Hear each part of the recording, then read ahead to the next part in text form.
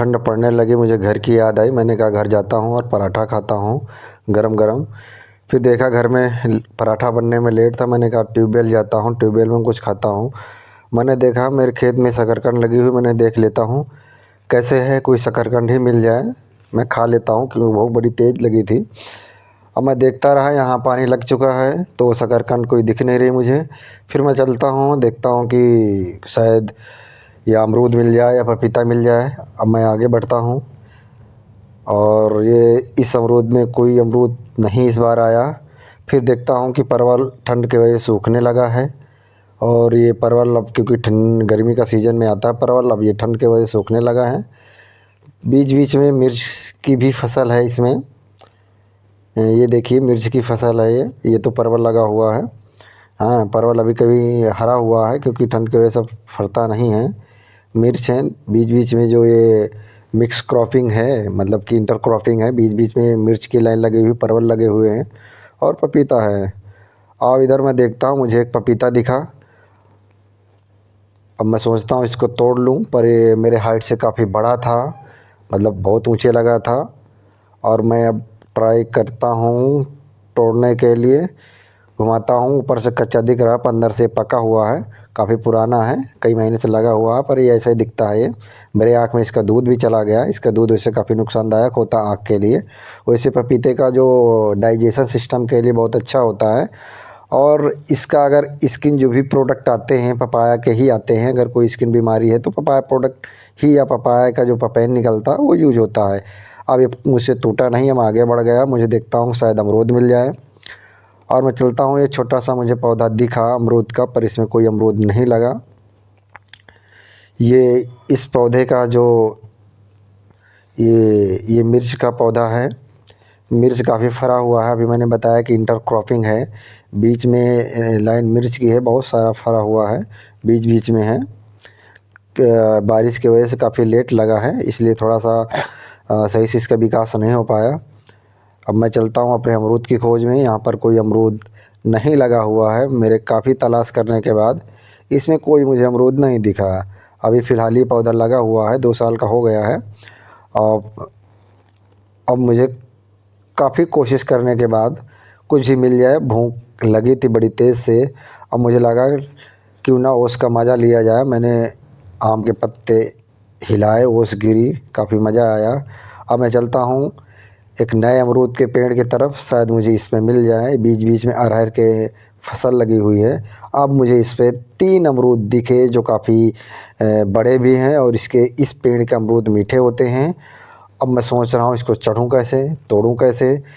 ओस है, पैर फिसल रहे हैं। मैं सोच रहा हूँ कि इसको तोड़ के खाया जाए, भूख मिटाया जाए।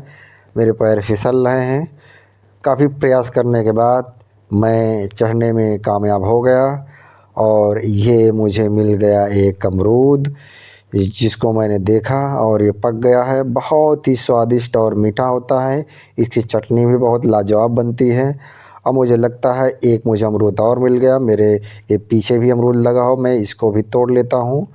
और एक कहीं और लगा था, मैंने देखा था, ये मिल गया, इसको भी मैं तोड़ लेता हूँ किसी तरीके से। और मैं ये फिर से मैंने मज़ा लिया ओस का, ठंड में ओस का मज़ा। ठंड बहुत ज़्यादा पड़ रही है, और ये 2-3 दिन से बराबर ठंड पड़ रही है, और कोहरा भी गिर रहा है। मुझे लगा 1-2 अमरूद में मेरा पेट नहीं भरेगा। मैंने सोचा कि एक क्यों ना एक अमरूद और तोड़ लिया। मैंने 3 अमरूद तोड़े। अब सोच रहा हूँ कि क्यों ना अब इससे उतरा जाए, कुछ और तलाश किया जाए। अब पैर फिसलने की वजह से मैं उतर नहीं पा रहा हूँ। मेरे पैर 2 डालों के बीच फंस गए, मैं निकालूँ कैसे। फिर मुझे दोबारा से ऊपर चढ़ना पड़ा, और फिर मुझे लगता है कि मुझे कूदना ही पड़ेगा बंदर की तरीके। और काफ़ी प्रयास करने के बाद मैं यहाँ से कूद गया। ये मैं कूद गया। आज मुझे पता चला वाकई में हमारे पूर्वज बंदर ही थे, क्योंकि बंदर भी ऐसे छलांग लगाते हैं। भूख बहुत अजीब चीज़ होती है, कुछ भी करवा देती है। क्योंकि भूख लगी थी, घर में खाना था नहीं। माताजी गरम गरम आलू के पराठा बना रही थी, लेट था। मैंने कहा खेत चलता हूँ, कुछ खाता। अब मुझे 3 अमरूद मिल गए हैं। अब मैं सोचता हूँ क्यों ना कुछ पपीता ढूंढे जाए, पपीता। बहुत सारा मीठा है, बीच बीच पे लगे हुए हैं। इसकी हार्वेस्टिंग हो चुकी है, काफ़ी बिग फ्रूटिंग थी। बीच में अरहर लगी हुई है, इसमें काफ़ी ओस की बूंदें इस अरहर के पेड़ को शोभमान कर रही हैं। अब मैं पपीते के तलाश में आगे बढ़ गया। अब मुझे बीच में मिल जाता है ये बैगनी, मतलब ये जो भांटी बोलते हैं हमारे तरफ इसको, ये इसमें फ्रूटिंग आई हुई है। बीच बीच में सब्जी के लिए लगा हुआ है, ये घर के खाने के लिए है। एक पौधा ये और है, इसमें भी बैगनी लगी हुई है। रूम जाऊंगा तो तोड़ के ले जाऊंगा, बनाऊंगा और फिर खाऊंगा। अब मुझे एक पपीता दिखा है, पर मुझे लगता है कि ये भी तोड़ेगा नहीं, क्योंकि काफ़ी ऊंचे लगा हुआ है और मैं चढ़ सकता नहीं, क्योंकि ओस के वजह से पेड़ गीला है। अब मुझे नज़र आता है ये मेरा यहाँ पर मेरा वेजिटेबल का काम होता है। हाँ, ये गार्लिक मतलब लहसुन लगा हुआ है। लहसुन की चटनी, लहसुन और मिर्च की चटनी क्या लाजवाब होती है। इसके सामने तो मैं पनीर और छोला एक अच्छा खासा व्यंजन छोड़ सकता हूँ, क्योंकि पानी वाली रोटी और लहसुन और मिर्च की चटनी लाजवाब। ये साथ में भैंस के लिए बरसीम भी है। मैं देखता हूँ ये कुछ ही हफ्तों पहले इसकी बुआई हुई है, जर्मिनेशन हो गया है।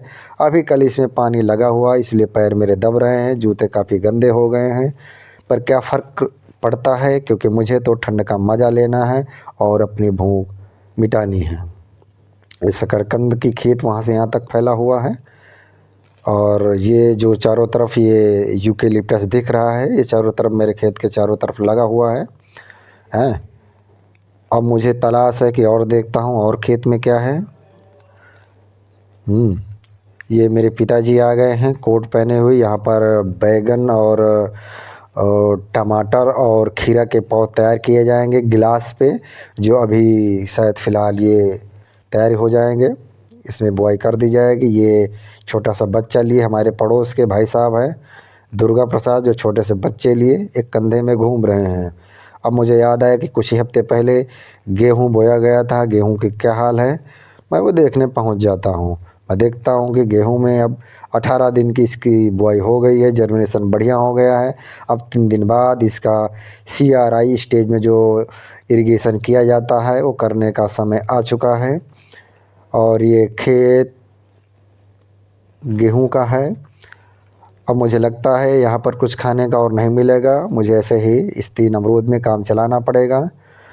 अब मैं सोच रहा हूँ कि कैसे किया जाए, भूख मिटाया जाए। अब मेरे दिमाग में आता है कि धूप भी निकली नहीं है, अब आगे क्या करता हूँ।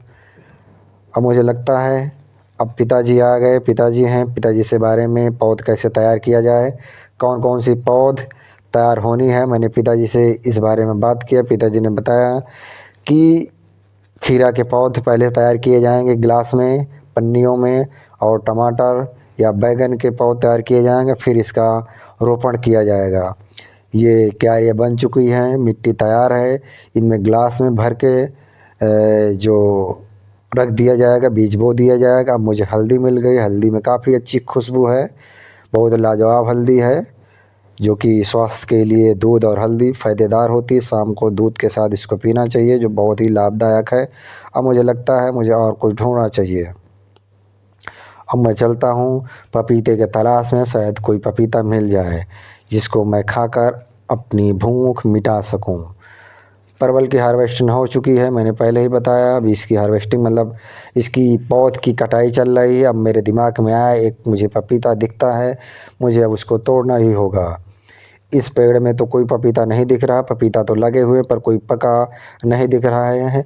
इससे ऊपर एक लगा हुआ, पर मैं बंदर तो हूँ नहीं, वैसे मेरे पूर्वज बंदर ही हैं, पर क्या किया जा सकता है, मैं बंदरों की तरीके चढ़ नहीं सकता। मुझे इस पेड़ पे एक पपीता दिखा, मुझे लगता है उसे तोड़ लेना चाहिए और अपनी भूख मिटानी चाहिए तोड़ के। अब मुझे ये पपीता मिल गया। अब मैं ये कच्चा दिख रहा है ऊपर से, पर ये अंदर से पका हुआ है। या पका नहीं होगा, 2 दिन रख दूंगा एथिलीन में लगाकर, तो वो पक जाएगा। और पपीता जो है बहुत ही लाजवाब, बहुत ही मीठा और स्वादिष्ट है। अब मुझे लगता है कोई और पपीता मिल जाए। ये हमारे दुर्गा प्रसाद जी आ गए, छोटे बच्चे को ठंड में लेके। अरे भैया, बच्चे को संभाल के रखिए, ठंड है, ठंड लग जाएगी, इसको कहाँ लेके घूम रहे हैं।